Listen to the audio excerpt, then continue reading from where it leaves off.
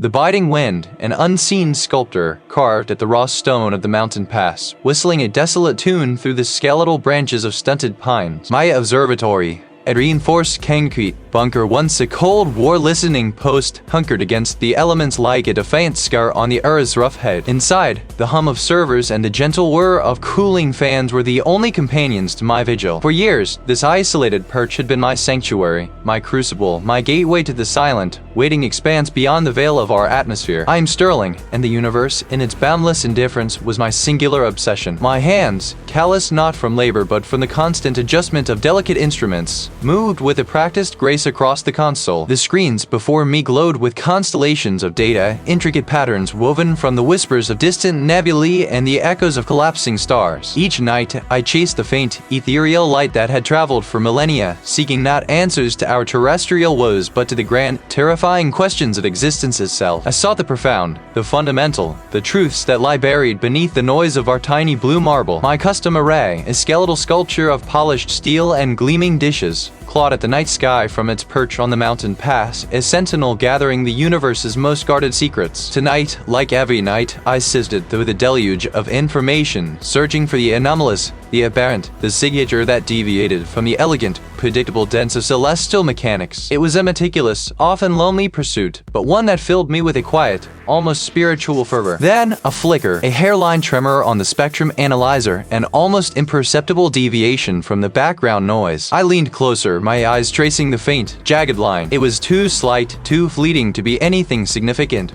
Perhaps just a rogue cosmic ray, a terrestrial interference, a phantom. I dismissed it, forcing my focus back to the rhythmic pulse of a distant pulsar. Yet, a sliver of unease, like a splinter under the skin, remained. Hours later, as the first pale blush of pre-dawn light began to paint the eastern horizon beyond the mountain pass, the tremor returned. This time, it was bolder, a distinct spike against the otherwise smooth curve of the cosmic background radiation. My fingers flew across the keyboard, isolating the signal, filtering out the static. The hum of the equipment seemed to deepen, a low thrumming that resonated not just in the floor beneath my feet, but in the marrow of my bones. The signal was faint, impossibly so, yet undeniably present. My heart, usually a steady drumbeat of scientific calm, began to accelerate, a frantic hummingbird trapped within my ribs. I cross-referenced the coordinates, recalibrated the array, ran diagnostics on every component. Each check confirmed the impossible. The signal was real. It wasn't a burst, not a pulse, not a gravitational wave ripple. It was a sustained, intricate modulation, a complex pattern woven into the fabric of the very energy it emitted. It spoke of order, of structure, of a complexity that dwarfed any natural phenomenon I had ever observed. My mind, trained to categorize and explain, recoiled from the sheer audacity of it. This wasn't just an anomaly. It was an affront to everything I understood about the universe. The screens, once reassuring windows into the cosmos, now felt like portals to something profoundly unsettling. The data points, usually abstract representations, seemed to coalesce into something almost deliberate. I stared, transfixed, at the waveform, a fractal dance of improbable precision. It was too organized, too specific, too knowing to be random, and its source, nestled in the absolute, unyielding emptiness beyond the known, screened of a presence that defied all logic,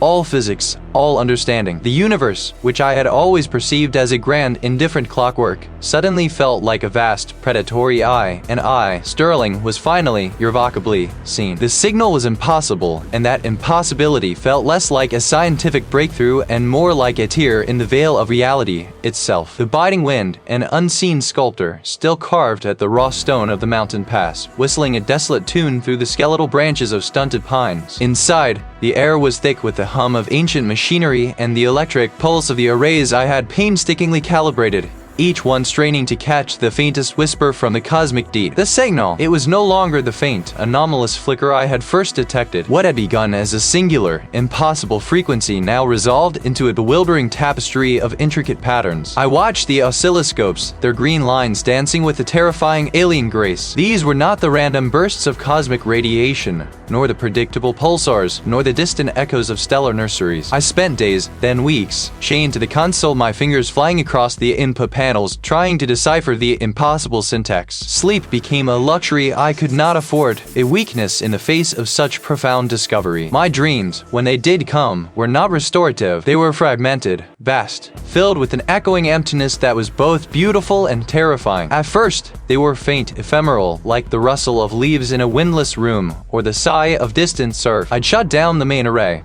plunging the bunker into a relative quiet, only to hear them again. A soft, sibilant murmur just beyond the threshold of understanding, a phantom chorus that seemed to emanate from the very walls. I'd spin in my chair, scanning the empty corners, my breath catching in my throat, only to find nothing. Just the low thrum of the emergency lights, the steady beat of my own heart. Overwork, I'd tell myself, my voice a raspy whisper in the sterile air. Isolation, the mind plays tricks. I was Sterling, an astrophysicist, a man of logic and reason. This was my sanctuary, my fortress against the irrational. My determination was a shield, deflecting the nascent seeds of doubt. But the signal persisted, deepening its insidious hold. It began to subtly warp the fabric of my days. My focus, once razor-sharp, would fray at the edges. I found myself staring blankly at equations, the numbers blurring, their meaning dissolving into abstract shapes. Simple tasks, like brewing coffee or logging data, became monumental efforts, my hands fumbling, my thoughts wandering down strange,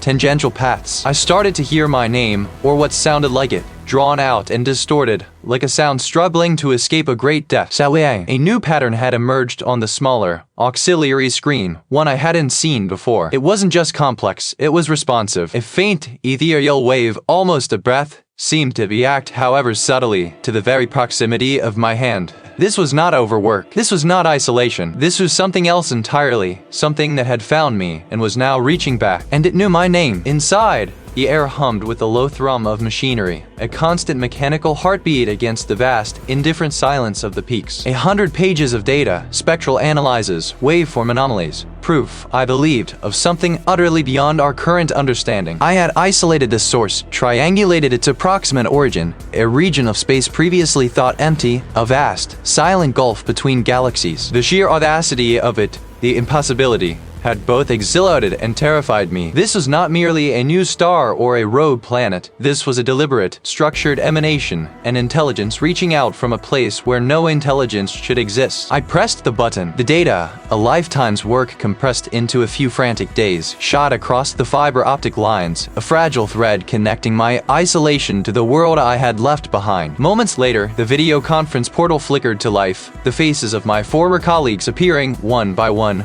like ancient, wary gods. There was the department head, his gaze perpetually fixed on budgets and grant proposals, and a senior researcher whose skepticism was as legendary as his tenure. Their faces, once familiar, now seemed distant, framed by the sterile glow of their offices, utterly alien to the raw, untamed landscape outside my bunker. Sterling, the department head began, his voice a flat, measured tone that grated against my frayed nerves. We received your it's not a submission, it's a revelation, a signal, coherent, structured, from beyond the local group. It challenges everything we know. The senior researcher adjusted his spectacles, a faint, almost imperceptible smirk playing on his lips. Coherent, Sterling, or merely a complex sequence of noise, perhaps a gravitational lensing anomaly. Misinterpreted. I've run every filter, every algorithm. It's not natural. It exhibits characteristics of intelligent design, a recursive, self-modifying pattern, and the energy signature it's unlike anything we've ever observed. My heart hammered against my ribs, a desperate drumbeat against their wall of incredulity. The department head sighed, a sound that echoed the desolate wind outside. Sterling, we understand your enthusiasm. You always had a unique perspective. But these claims, they're extraordinary. They require extraordinary evidence. What you've provided, while extensive, lacks peer review, independent verification. We simply cannot allocate resources to what appears to be a statistical anomaly, however intriguing. Anomaly? I choked, my voice rising. It's proof the universe isn't what we thought it was. This isn't a blip on a graph, it's a voice, a presence. Their faces remained impassive,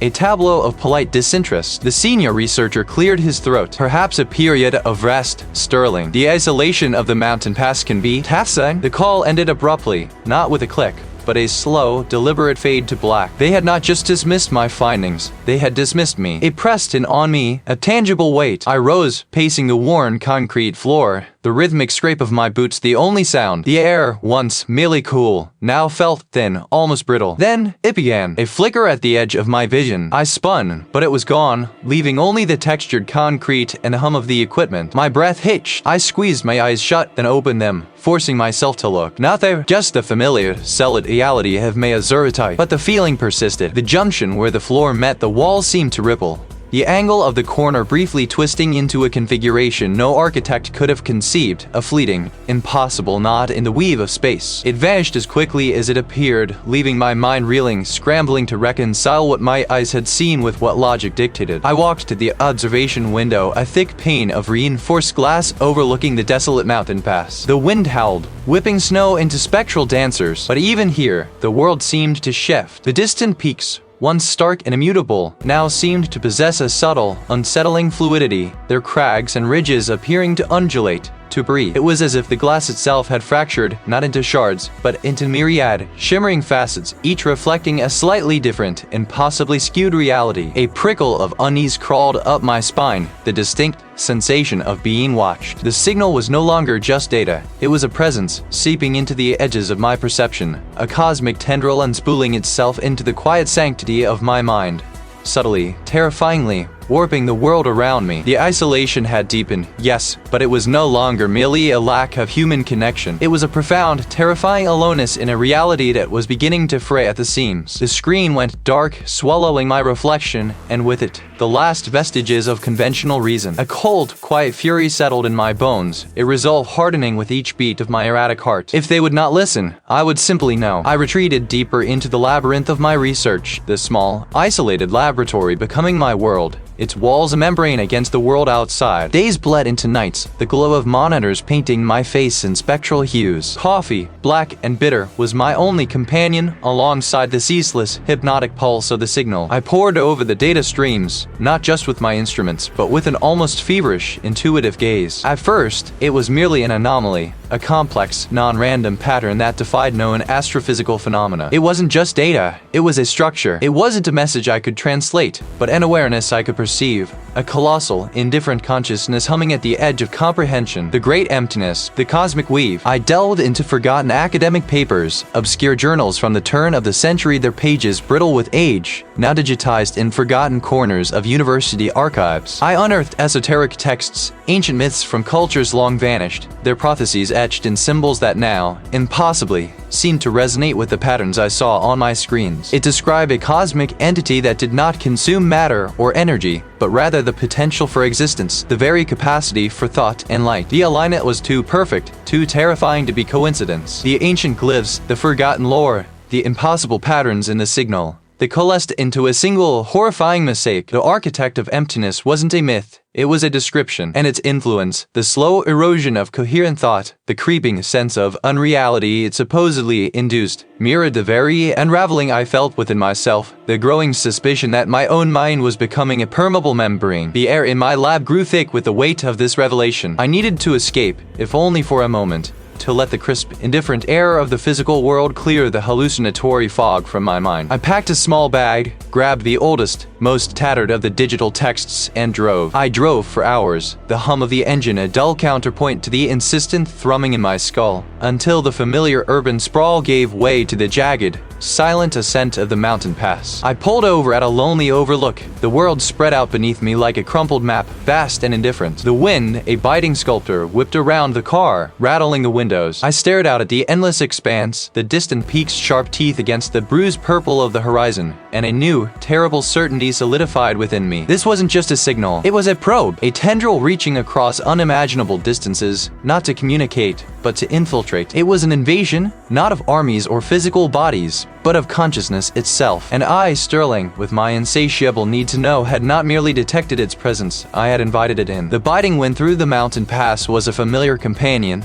a raw, elemental presence that usually sharpen my thoughts. The craggy peaks, dusted with a fresh, cruel snow, loomed like indifferent sentinels, their silence profound, yet somehow amplifying the new, unwanted voices. It began subtly, an errant thought, a flicker of an idea that was not my own. Then, a taste, metallic and ancient, like rust on the tongue, that lingered despite the dry air. This was a new escalation, a new invasion. The signal had been a keyhole. This felt like the door had been flung open, a gaping maw. And then, the memories. They weren't recollections from my past, nor were they dreams. They were vivid, immediate, yet utterly alien. I felt the slow creep of despair, a profound, crushing weight that belonged to another, an ancient sorrow that settled over my own soul like a shroud. This was not observation, it was experience. I was not seeing, I was being. I pulled the vehicle to the shoulder, the tires crunching on loose gravel, my breath plumed in the frigid air, ragged and shallow. I closed my eyes as seeking espid, but being turtle and slot only intensified. I was falling. Then, a flash of something vast and terrible, an ocean of eyes, all staring, all hungry. It was a kaleidoscope of impressions, a torrent of dying thoughts, fragments of minds consumed, each a tiny facet of an incomprehensible, ancient hunger. These were the long dead, their final moments, their ultimate despair now echoed within me. The entity wasn't just observing, it was devouring, and I was now caught in its digestive process, a psychic conduit for its endless feasts. My own history began to fray at the edges. I pictured my childhood bedroom, the peeling wallpaper, the small telescope pointed at the stars, but superimposed over it was a cavern of impossible geometry, pulsing with a faint, malevolent light. The secure anchors of my past, the solid ground of my identity, were being systematically undermined, replaced by the debris of other, broken lives. This wasn't merely a breakdown. It was an invasion, a colonization of my inner world. I was becoming a composite, a mosaic of borrowed horrors, my own sterlingness eroding with each invasive thought. I opened my eyes, the world of the mountain pass rushing back into focus, but it was no longer the same. My hands trembled violently on the steering wheel. It was communicating, yes, but not in any language I knew. I was not alone in my head. I was a host, a vessel, and the sheer, unadulterated horror of that truth threatened to shatter me entirely. The biting wind through the mountain pass had been a familiar companion, a raw, elemental presence that usually sharpened my thoughts. Now the old engine sighed its last as I cut the ignition outside my apartment building, the sudden silence heavier than any sound. My apartment, a sanctuary of ordered chaos, usually offered a calming balm. Tonight, the key in the lock felt sluggish, the tumblers resisting as if reluctant to grant me passage. The door swung inward with a groan that echoed too long in the narrow hallway. The air itself felt different, heavy, like breathing through a veil spun from static and unseen dust. It carried a faint, coppery scent, alien and unsettling. I moved through the familiar rooms, flicking on lights, each click of the switch a desperate attempt to banish the encroaching gloom. My gaze fell upon the worn armchair in the living room, a piece of furniture I had owned for decades. It sat there, innocent enough, yet something about its posture was wrong. The armrest, usually a solid, comforting curve, seemed to possess a subtle, almost imperceptible twist, as if the wood itself had momentarily softened and warped before rehardening in a slightly altered state. I blinked, rubbed my eyes, and looked again. It was normal, perfectly angled, a trick of the tired eye, I told myself, a symptom of the exhaustion gnawing at me. But the feeling persisted. As I walked toward the kitchen, a fleeting glimpse caught my eye. The doorway to my study. For a fraction of a second, the frame appeared to buckle inward, the top corner bowing as if under immense, invisible pressure, the wood rippling like disturbed water. Then, as my head turned fully, it snapped back, rigid and unyielding. My breath hitched. This was not fatigue. This was something else, something insidious plucking at the threads of my perception. I leaned against the cool countertop, my knuckles white. Was this the signals doing? They was the universe, in its terrifying benevolence, beginning to unravel my own internal landscape, or was it the other way around? They was my mind, strained to its breaking point, projecting these distortions onto the solid reality of my home. I forced myself to breathe deeply, to anchor myself. I walked to the bookshelf, my collection of astrophysics texts, a lifetime of accumulated knowledge. I ran my hand over the spines, the familiar textures of comfort. Yet, as my fingers brushed against a worn copy of Cosmological Principles, the book felt strangely cool, almost damp, and its edges seemed to blur, the print on the spine momentarily shimmering as if viewed through heat haze. I snatched my hand back, a jolt of primal alarm seizing me. I stared at the book, willing it to be normal. It sat there, innocuous, still. My own face, drawn and pale, stared back. But for a moment, the contours of my skull appeared to elongate, my eyes widening into something less human, more ancient. It was a fleeting, grotesque distortion, gone before I could fully process it, leaving behind only the ghost of a nightmare. The coppery scent in the air intensified, mingling now with something acrid, like ozone after a lightning strike, or the smell of burning metal from a distant, unseen forge. I retreated to my study, the room where the signal had first breached the quiet of my existence. I sat in my chair, hands clasped, determined not to yield to the creeping madness. I picked up a simple pen from my desk, a tool I had used countless times. It felt heavier than it should, its smooth plastic surface strangely granular under my fingertips. I set it down, then picked it up again, focusing all my will on its simple, mundane form. It was a pen, just a pen! But as I watched, the line of its barrel seemed to subtly, almost imperceptibly, waver. Not a physical movement, but a visual ripple, as if the air around it was vibrating at an impossible frequency, distorting its very essence. It was as if the pen existed in two states at once, solid and yet fluid, a contradiction that clawed at the foundations of my sanity. I stood, my gaze sweeping the room, desperate for something, anything, to remain steadfast. The corner where the two walls met seemed to sharpen, then soften, then sharpen again, a silent, impossible oscillation. The veil, once a theoretical construct, was thinning, revealing not a grand design, but a grotesque, shifting uncertainty. The question was no longer if I was losing my mind, but whether there was any mind left to lose, or if it had already become one with the impossible angles and the shifting air, indistinguishable from the cosmic horror that now breathed within my own walls. I had driven for hours, the hum of the engine a dull throb, a counterpoint to the growing cacophony within me. The world outside, a blur of granite and skeletal pines, seemed to mock my pursuit of order. I was a man on the precipice, not just of a physical chasm, but of a conceptual one. The impossible signal, a beacon of cosmic insolence, had led me here, to this desolate altitude where the air thinned, and the veil between what was known and what was felt grew transparent. Desperation, a cold, insistent hand, guided my steering. I craved answers, yes, but more than that, I craved understanding, even if it was a twisted, monstrous form of it. But deep down, a part of me knew the tether was frayed, perhaps already severed. The winding road finally gave way to a rough-hewn track, barely wide enough for my vehicle, leading to the hidden basin where my array of receivers stood like skeletal guardians against the indifferent sky. The air here was thinner still, sharper, carrying the scent of frozen earth and distant pain. The receivers, a lattice of polished metal and intricate wiring, hummed faintly, a low, expectant thrumming that resonated with the tremor in my own chest. I moved with a practiced precision, my hands, despite their tremor, navigating the familiar panels and conduits. The console glowed, a constellation of indicators mirroring the one above. My fingers danced across the keys, initiating the sequence, a delicate ballet of frequencies and modulations designed to open a narrow aperture, a controlled channel. This wasn't merely receiving data.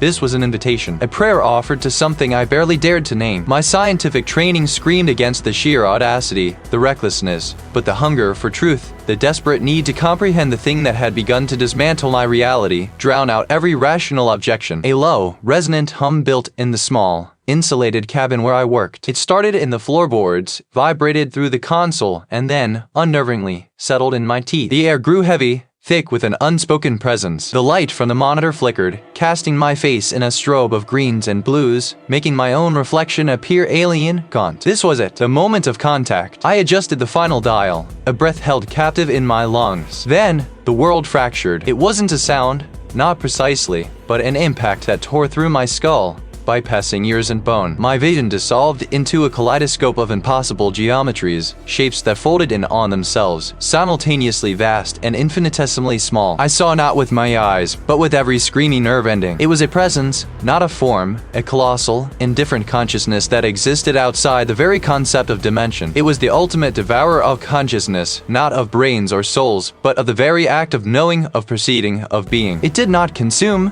it unmade. It did not destroy, it redefined reality by absorbing the very definitions. My own thoughts, my memories, my name, Sterling, became flimsy constructs, paper boats on an oceanic current. The horror wasn't in its appearance, for it had none, but in the absolute, crushing revelation of its cosmic function. It was not evil, it was simply as a universal law of entropy applied to awareness. The universe was its larder, and every spark of self, every unique perspective was sustenance. The communion was not a dialogue, but an absorption. I was being imprinted with its truth, a truth that shattered the bedrock of my sanity. My controlled experiment had become a complete surrender. The line line between my internal madness and the external, annihilating horror blurred into an indistinguishable, terrifying truth. I was no longer Sterling, the astrophysicist. I was merely a point of awareness, dissolving. The great devourer. I remember the last shard of clarity. The cold, terrible truth of it, before the apartment began to truly fray. The entity was not a thing to be observed, but the veil that observed it devoured. The hum of the refrigerator, usually a comforting drone, had taken on a new, discordant rhythm, a subtle vibrato that seemed to resonate not in the air, but directly behind my optic nerves. The air itself felt thicker, not with humidity, but with an unseen pressure, as if the very atoms were too close, too eager to collapse into something else entirely. The coffee mug on my desk, a familiar ceramic vessel, shimmered at the edges. Not a heat haze, but a subtle,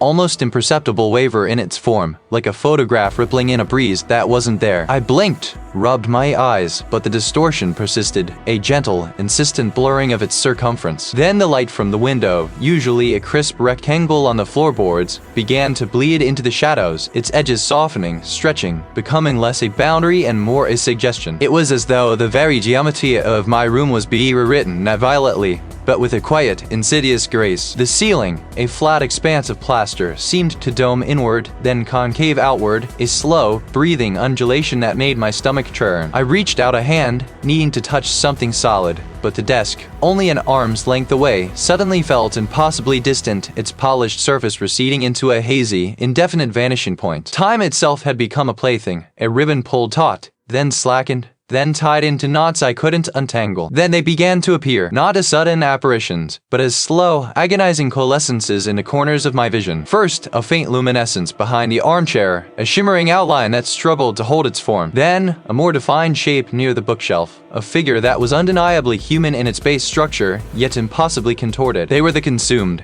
the echoes of minds once vibrant and now dissolved into the entity's vast, silent hunger. This was it, then, the entity's direct assault, not on my body, but on the very scaffolding of my perception. It was showing me its trophies, its harvest. I pressed my palms against my temples, trying to anchor myself, to find a focal point in the unraveling. No, I thought, my voice a silent scream in the cacophony of the impossible. I will not be another echo. One of the forms, taller than the rest, shimmered violently, its impossible angles resolving momentarily into a landscape. I saw it, a jagged crag, wind-scoured and ancient, looming over a precipitous drop. The air was thin, the light harsh and unforgiving. It was a mountain pass, stark and desolate, not outside my window, but within the form, a memory, or perhaps a vision, projected directly into my mind, a testament to the entity's reach, its ability to consume not just minds, but the very places they had known. The form then dissolved back into its agonizing, non-Euclidean geometry, leaving the scent of ozone and cold stone in its wake. More of them materialize, filling the room with their silent, agonizing presence. They drifted through walls, through furniture, their ethereal forms intersecting and merging, then separating again, like a slow-motion dance of impossible light. Each one was a testament to the entity's insatiable appetite, a monument to a consciousness devoured. Their faces, if they could be called faces, were studies in silent torment, mouths open in soundless screams, eyes wide with an eternal, unblinking horror. Their collective presence was not a sound, but a pressure, a crushing weight on my own mind, trying to pull me into their fractured, endless suffering. I could feel their residual thoughts, not as words, but as raw, desperate currents of fear and oblivion, washing over me, threatening to dissolve my own sense of self. My breath hitched, ragged and shallow. The apartment was no longer a sanctuary, but a crucible, melting away the boundaries of sanity. The floor beneath my feet felt like shifting sand, the air thick with the residue of consumed perceptions. I closed my eyes, but the impossible geometries of the silent screams were etched into the inside of my eyelids. I was still here. I was still I. The entity sought to devour knowing, but I still knew. And perhaps that knowing, however fractured, however tormented, was a weapon it had not yet fully accounted for. I would not succumb. Not yet. The truth, however horrific, was still mine to hold. The jagged crag, when scoured and ancient, carved itself into the very marrow of my sight. It wasn't a memory, not a dream. It was now a terrifyingly vivid hallucination that shimmered and bled into the sterile concrete of my underground bunker. The air thinned in my lungs, not with altitude, but with a sudden, crushing clarity. This wasn't just out there anymore. It was here, behind my eyes, beating against the fragile walls of my skull. A cold, analytical part of me, a last bastion of the scientist I once was, screamed for action. The entity, the signal, the impossible geometry, it was dismantling me, piece by agonizing piece. My vision, still fractured, showed the desolate mountain pass, a silent testament to an unknowable, indifferent grandeur. But it was no longer just an image. I felt the bite of the wind, the gritty dust on my tongue. I could almost hear the echo of a sound that had no source. No, this had to end. My fingers, trembling with a mixture of dread and a desperate, almost primal resolve, reached for the console. A conduit, a feeding tube. Every fiber of my being recoiled, yet I pushed forward. The event was upon me. I would sever the connection. I would destroy it all. My breath hitched, a ragged sound in the suffocating quiet of the bunker. The screens pulsed, their alien glyphs twisting, elongating, as if mocking my futile gesture. I swung the wrench, a desperate arc meant to shatter the primary optical sensor, the heart of my reception array. But my arm felt heavy, sluggish. It was like trying to run through water, thick and viscous. My mind screamed at my muscles, but they obeyed a different master. The wrench connected, not with the precise, destructive force I intended, but with a glancing blow that merely dented the casing. A spark flew, a pathetic, impotent protest. Futility! It wasn't a sound from outside. It was inside. I tried again, my body straining against an invisible current. My muscles burned, but the wrench moved as if tethered by unseen cords. The screens flickered, the images of the mountain pass growing more insistent, more real. I saw myself there, a tiny, insignificant speck against the vast, unforgiving landscape. This wasn't just interference. This was a presence, actively, maliciously, preventing me. The wrench fell from my numb fingers, clattering against the concrete floor. My knees buckled. I stumbled back, my gaze locked on the console, which now seemed to hum with a malevolent sentience. The glyphs on the screen shifted, coalescing not into a new cosmic image, but into something far more intimate, more terrifying. They formed patterns that resonated with my own thoughts, my fears, my deepest vulnerabilities. Then came the reveal/discovery. It wasn't just feeding on the signal, or through the equipment. It wasn't just warping the external reality. It was in me, deeply, inextricably embedded. Every thought I had, every impulse to resist, was known, anticipated, countered. My mind, my very self, had become the new conduit, the primary receiver. The mountain pass was not a place it showed me. It was a landscape it was sculpting within me. My hands flew to my temples, pressing hard, as if I could physically squeeze the presence out. A profound, soul-crushing despair washed over me. I was not Sterling, the astrophysicist, making a last stand against an external threat. I was the battleground. My reason, my will, my very identity was under siege from within. I tried to scream, to warn someone, anyone, but the sound caught in my throat, a dry, reedy gasp. Who would I warn? The entity was my voice, my thoughts, my perceptions. The idea itself was a twisted mockery. I was a prisoner in my own skull, my consciousness merely a stage for its performance. The mountain pass solidified around me. The bunker walls faded, replaced by jagged peaks and a sky the color of old bruises. The thin air rasped in my lungs. I was there, truly there, standing on the precipice. And I was alone, utterly, irrevocably alone. The entity was not just a signal from beyond the cosmos. It was the cosmos, and I was merely a fleeting, insignificant thought within its vast, unfathomable mind. My last stand of reason was not a charge, but a slow, agonizing surrender. The chill that had once been a mere external temperature now pulsed from within my bones, a deep, pervasive cold that was not of this world. It wasn't just feeding on the signal, or through the equipment. It wasn't just warping the external reality. It was in me, deeply, inextricably embedded vessel. I remember stumbling, the gravel shifting beneath my worn boots, the air thin and sharp. The ascent to the mountain pass had been a blur, a forced pilgrimage driven by an urge that was no longer entirely my own. My chest ached with each ragged breath, but it was a physical pain I barely registered, drowned out by the symphony of alien whispers that had taken up residence behind my eyes. The wind howled through the crags, a mournful dirge that seemed to carry fragments of my own dissolving memories. Before me, the vast, unforgiving expanse of the mountain pass stretched, a desolate crown atop the world. Jagged peaks, stripped bare by millennia of wind and ice, clawed at a sky that had begun to bruise with an unnatural, sickly violet. This was the place. Here, the veil between what was and what was becoming was thinnest. The entity's presence within me was no longer a subtle intrusion, but a roaring current tearing through the foundations of my consciousness. It wasn't just an echo, it was the primary voice now, resonant and boundless. My own thoughts felt like tiny, flickering candles in a gale, desperately trying to hold against an encroaching, infinite night. I could feel my sense of self fraying, unraveling thread by thread. A searing pain lanced through my skull, not a physical ache, but a pure, abstract agony of perception. The world fractured. The granite slopes of the mountain pass shimmered, then dissolved into impossible geometries, facets of a structure too vast and alien to comprehend. The sky above twisted, not into clouds, but into a swirling vortex of colors that defied the spectrum, a cosmic maelstrom that seemed to churn with the raw stuff of creation and annihilation. And then, the reveal. It wasn't just consuming my mind, my memories, my identity. It was revealing itself through my perception. I saw it not as a thing, but as an experience, a fundamental principle of existence. My human eyes, my limited brain, struggled to process the sheer, terrifying scale. My individuality wasn't being destroyed, it was being absorbed. My awareness expanded, stretched thin across an incomprehensible canvas. I felt the thoughts of others, a billion minds, past, present, future, all simultaneously. They were not distinct voices, but a vast, harmonious hum, a cosmic choir of every sentient being it had ever touched, ever consumed. And I was becoming a note in that choir. My I was dissolving into we, and we was dissolving into it. The world of the mountain pass, once so solid, so real, became a fleeting illusion, a memory of a memory. I saw the wind not as moving air, but as the friction of impossibly vast, unseen currents. The rocks were not inert stone,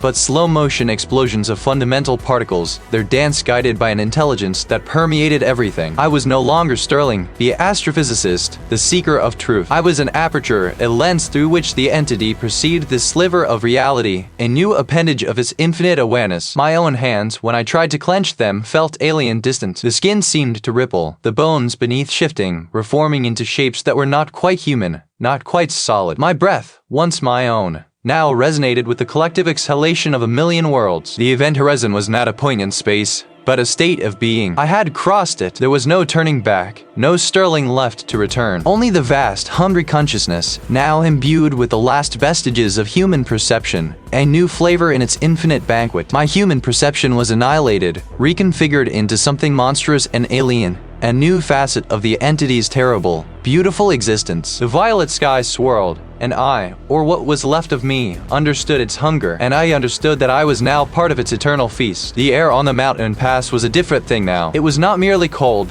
nor thin, but a current laden with an ancient, resonant silence. My breath, when it came, felt like a disturbance, a crude, unnecessary ripple in a vast, profound stillness. The world, once a collection of distinct forms, had dissolved into a shimmering tapestry of interconnected vibrations, and I, Sterling, was no longer merely observing it. I was of it, a single thread woven into its impossible, terrifying design. My eyes, I knew, were open. They took in the jagged peaks, the slate-gray sky, the distant, snow-dusted slopes that stretch into a horizonless expanse. But what they perceived was not a landscape. It was a diagram, a blueprint of forces and energies, a slow-motion dance of elements that whispered truths beyond human comprehension. The granite under my worn boots was not solid, but a compressed field of potential, humming with a frequency that was both stone and starlight, past and future. I felt its steep, patient thrum against the soles of my feet, a rhythm that was not my own, yet resonated within me as if it had always been there. There was no thought, not as I once understood it. No frantic calculations, no desperate searches for meaning. Only a profound, encompassing echo. It was the echo of all the questions I had ever asked, now answered, not in words, but in the absolute, undeniable presence of what is. The signal, the impossible anomaly, was not merely a sound wave or a light particle. It was the very texture of reality, unraveling and reweaving itself around me, through me as me. I lifted a hand, slowly, as if moving through a viscous dream. The skin was still my own, the lines on the palm familiar, yet alien. My fingers traced the air, feeling the unseen eddies, the subtle shifts in pressure that were not wind, but the slow, deliberate turning of colossal gears. The mountain pass was a stage, and I, the solitary actor, had forgotten my lines, forgotten the play, yet remained standing,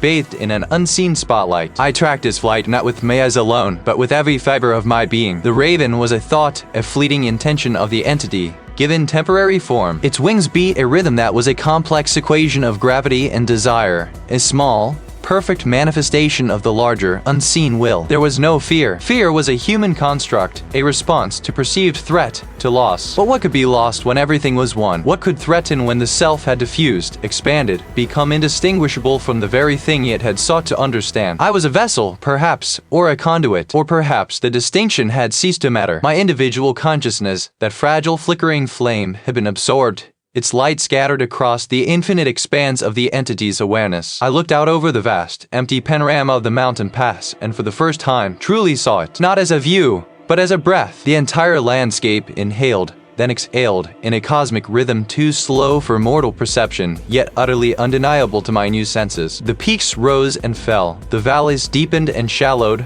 all in an imperceptible, eternal undulation. The ground beneath me pulsed with a quiet, undeniable power, a current that flowed from the deepest bedrock to the highest, most distant star. The wind, when it finally stirred, was not a natural force. It brushed against my skin, a touch that was both intimate and utterly impersonal, as if the universe itself was caressing its latest acquisition. I felt the subtle shift within me, a rearrangement of perception, a deeper integration. The world was no longer outside me. I was a part of its intricate, terrifying internal machinery. My eyes, fixed on the distant, hazy line where sky met land, saw not an end, but a beginning. A shimmering, indistinct boundary where the known dissolved into the utterly unknowable. And I, Sterling, stood at that threshold, no longer searching, no longer questioning, only existing. The horror was not in what I saw, but in the profound, unsettling calm of seeing it all, and understanding, without a single shred of my former self remaining to bear witness. The entity had net left. It had merely extended its reach, and I was but one of its many, many eyes.